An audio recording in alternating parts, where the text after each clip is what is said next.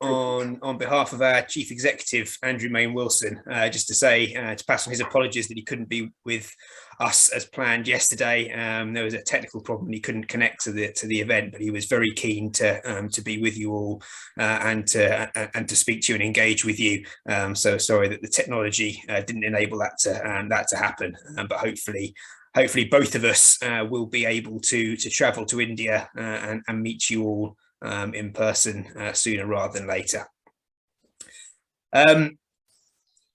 I think we've heard that this is the 14th iteration of this this conference. I think I've been present at all but 2 of them, if I'm correct. So I'm glad to be able to continue that streak and speak to you now. So I'm going to talk to you obviously about AMBA and BGA accreditation. I'm going to do my best to tie it into the theme of the conference and talk a little bit about how we are supporting business schools moving to the digital future, or as I put it here, the digital now, because really I think that is where we are.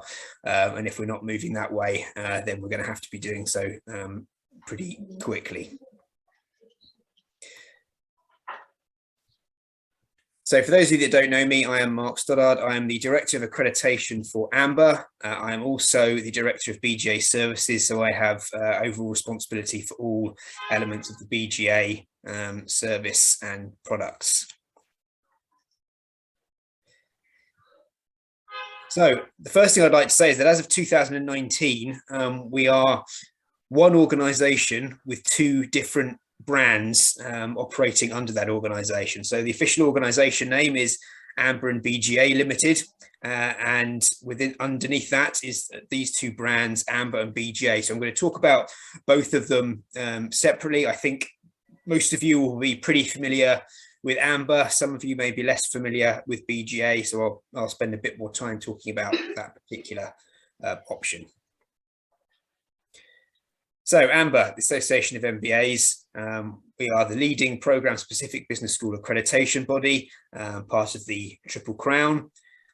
We have more than 50 years of expertise in the industry, having been formed in 1967. And our aim is to accredit the MBA portfolio at up to 300 of the world's best business schools. And I'll talk a little bit in a moment about that 300 number.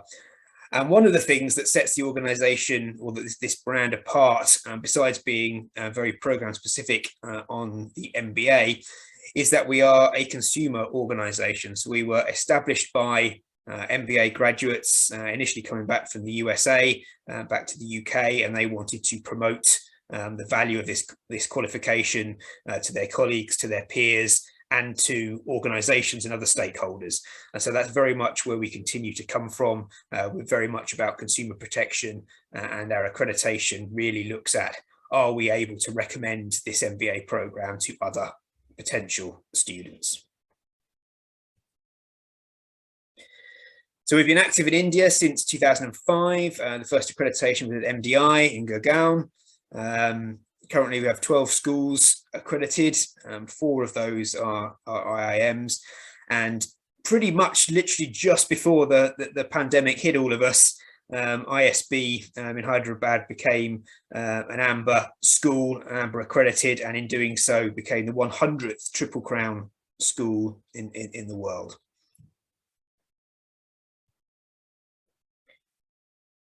So to say a little bit about our strategy for reaching 300 schools. So the primary reason for doing this was that we heard from our stakeholders, our business schools, that they really wanted to be part of an exclusive network rather than part of an organisation that would accept most schools into its accreditation network. So we listened to that and we decided that we would use that to limit the number of schools in the network to 300. We will use that as an opportunity to continue to raise our standards for those 300 schools. So if you've not yet applied for AMBA and you're interested in doing so, we are offering a waiting list. So you need to contact me if you're interested in getting on that waiting list. But I do have to say, at this moment in time, and things might change, but at this moment in time, you're looking at several years before being able to apply for AMBA accreditation if you're not in the process already. So in terms of what AMBA are doing with regards to the theme of the conference, with regards to digitalisation, we have allowed the accreditation of fully online programs since 2016, so since way before the pandemic hit. Now, we were accrediting distance learning programs for a long time before that, but we did at that point, before 2016, insist that all programs had a minimum element of face-to-face contact, and we removed that requirement in our review of the standards in 2016. It's still necessary that there is a significant component of synchronous contact. We believe that's a really important part of the MBA proposition, that it is about interaction and engagement, but particularly in a real-time setting, as well as in a potentially an offline setting. But we see technology not really as a means to an end. It's very important that it is really used to enable this interaction and engagement, particularly at the MBA level that we're talking about here with regards to AMBA.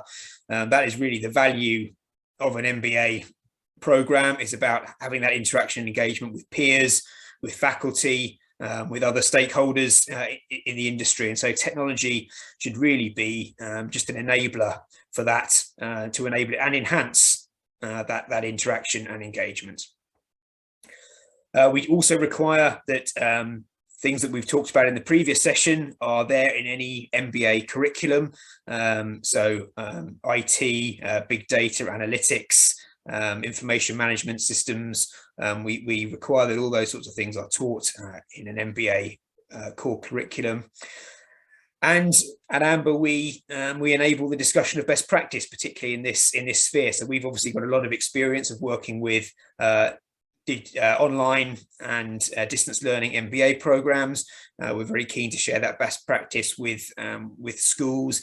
In fact, we have a webinar tomorrow, so I don't expect you to register for that, because obviously this conference is still running tomorrow, but perhaps you could, if you register, you could get a later view of the presentation, and that is on our latest research on digitalisation in MBA programs and in business schools. So we're very keen to share that knowledge that we have with our network.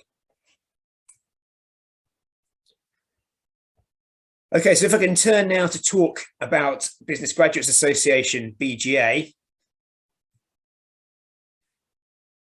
So BGA is a heritage organisation building on the expertise and experience that AMBA has had for a long time in this industry, but to do that in a way that is perhaps a bit more innovative and a bit more exciting.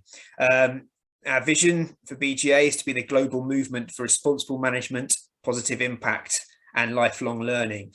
And these are the three core pillars which really underpin everything that BGA is about. So if you don't have a passion for responsible management, you don't believe that it's important to have an impact on your stakeholders and on society, and you don't believe that lifelong learning is important, then BGA is not for you. But these three core pillars have been expanded into the 9 points of what we call the BGA Charter. And these points are just up here for you, but you can obviously view all these online on our websites and on all our BGA materials. So essentially, this is the charter that you have to sign up to if you want to engage with BGA, whether that be as a business school, as a student, as a graduate.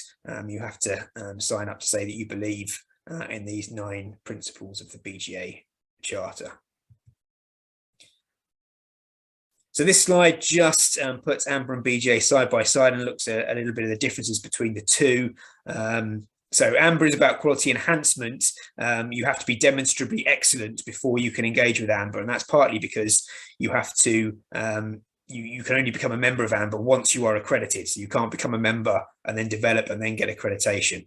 So that's been a very important part of the AMBA ethos from the beginning. BGA is much more about quality improvement. So you can join BGA at almost any level, providing that you sign up to the charter and that you can prove that you're sustainable, and that you have a proper place in the industry. But then we will work with you as a member, and I'll talk a little bit about some of the services we offer later, and use those services to develop your operations and then possibly move on to accreditation at a later point. Obviously, AMBA is focused on the MBA, whereas BGA is for the whole business school, for the whole institution, covers all the programs under that institution. AMBA is about developing responsible leaders. Obviously, that's where the MBA focus is, whereas BGA is about teaching responsible management at all levels of the university sector. And a little bit more operationally, AMBA has always had a system of a professional mentor. So myself as one of the directors of accreditation and my colleagues, excuse me, we mentor schools through the AMBA process. The BGA process has a system of academic mentorship. So an academic from another AMBA or BGA accredited school will mentor you through the process.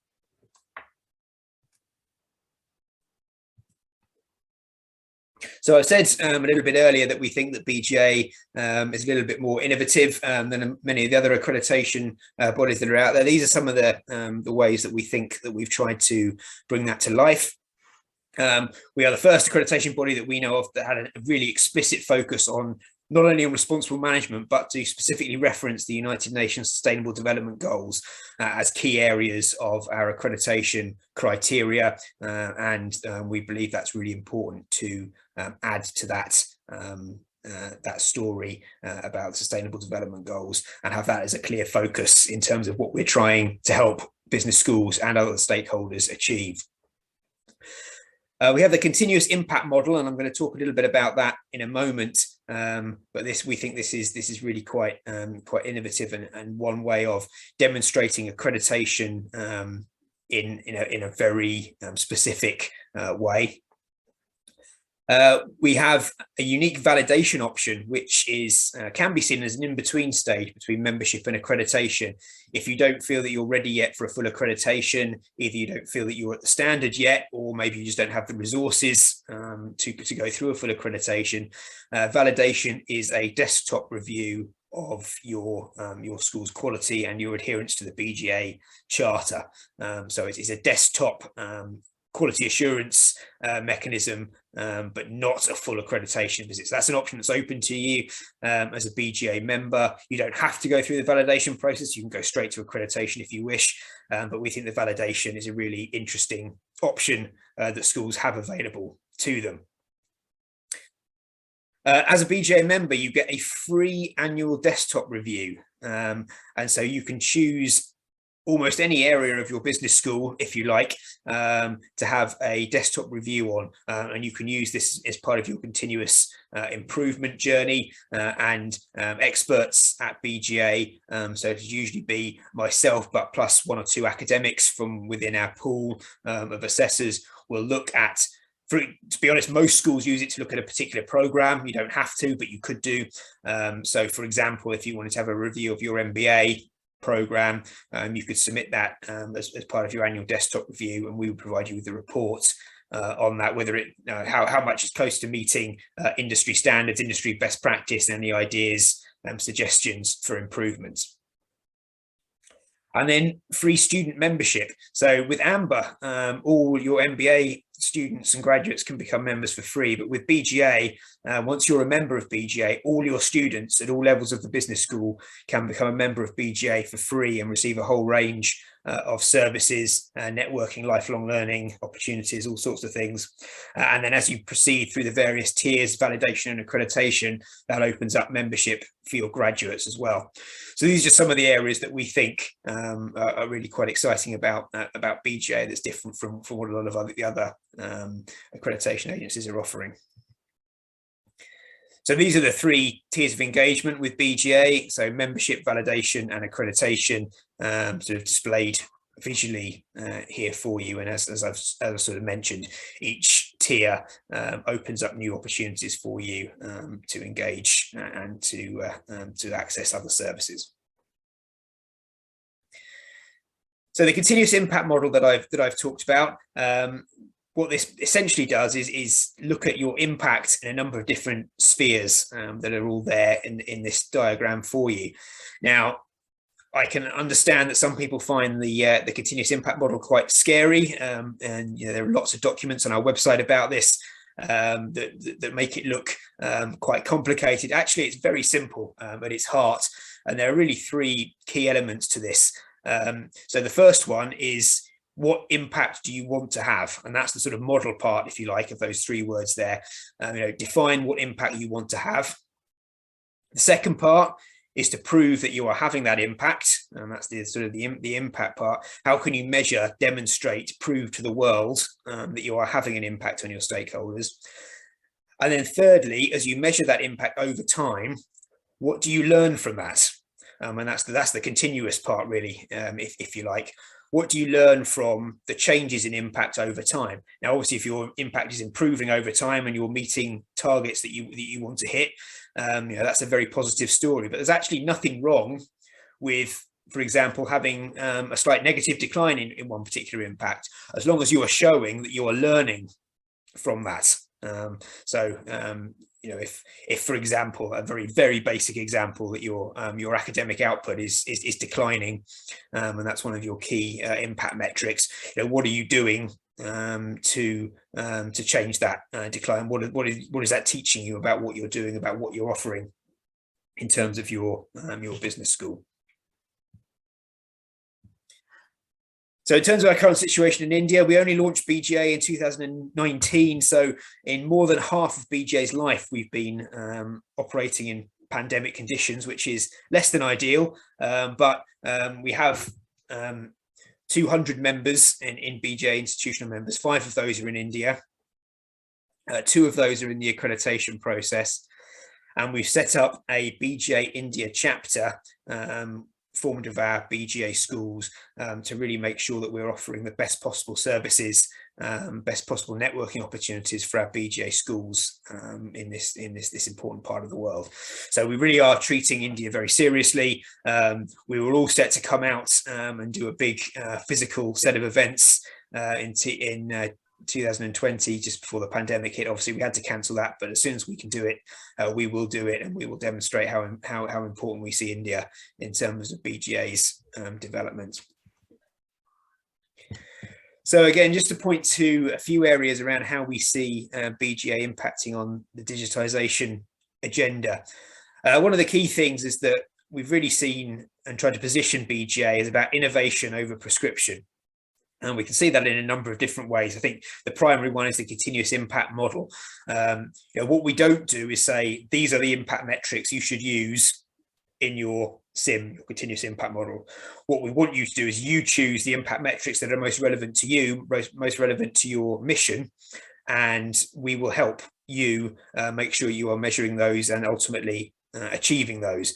So if digital learning, digitalization in the curriculum, any of those elements are particularly important to you, we can enable that to happen. We can support you in doing that.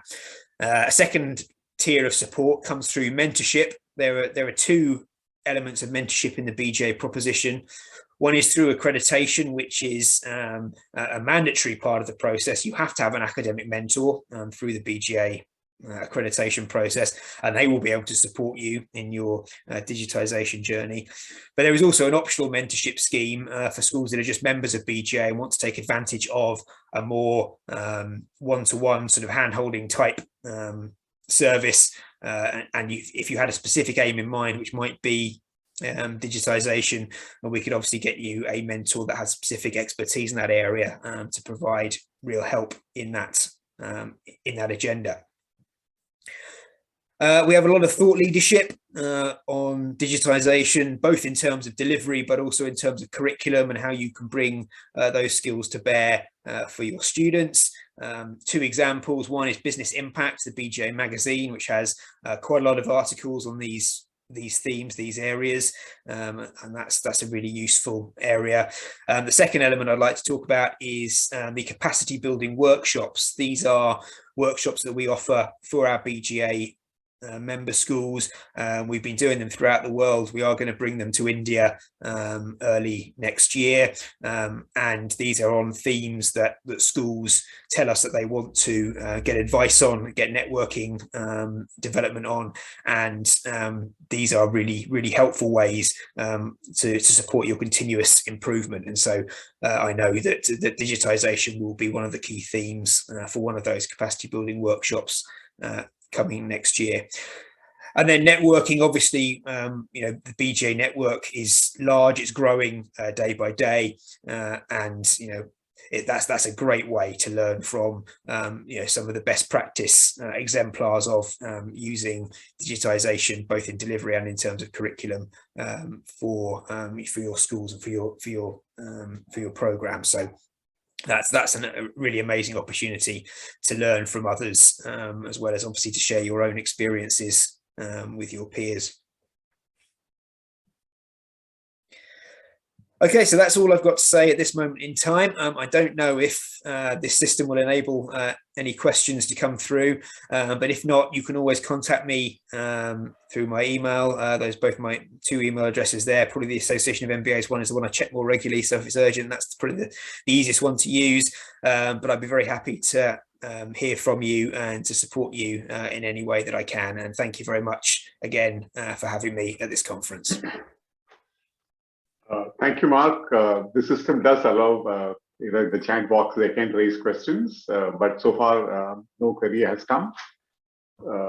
Probably if it comes, it will be fine. Great.